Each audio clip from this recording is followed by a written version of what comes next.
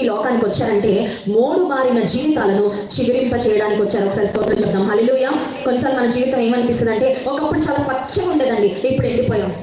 ఒకప్పుడు చాలా మంచిగా ఉండేదండి, ఇప్పుడు ఏమీ లేదండి. ఒకప్పుడు 3 పువ్వులు 6 కాయలుగా ఉన్న మా బ్రతుకండి ఇప్పుడు నిజంగా ఆనందించడానికి, సంతోషించడానికి ఒక్క కారణం కూడా లేదు.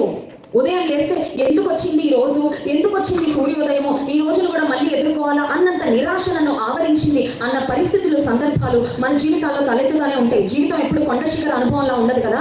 Life is filled with ups and downs. జీవితంలో మరి ఎత్తు ఫలాలు ఉంటానే ఉంటాయి, ఆనందకరమైన సందర్భాలు ఉంటాయి, దుఃఖకరమైన లోయ అనుభవాలు కూడా మన జీవితంలో ఉంటాయి. ఒకవేళ నీ జీవితంలో ఒకవేళ ప్రస్తుతానికి లోయ అనుభవం గుండా, ఒక చీకటి మార్గం గుండా, ఒక గాఢాంధకారం గుండా ప్రయాణం చేస్తూ నా జీవితము మోడు బారిన జీవితం వలె అయిపోయింది, నా జీవితంలో ఆనందించడానికి, సంతోషించడానికి ఒక్క కారణం కూడా లేదు, my life is completely dry అన్న స్థితిలో నీ జీవితం ఉన్నట్లయితే, నజరేయుడుగా యేసయ్య ఎందుకు పిలువబడ్డారు?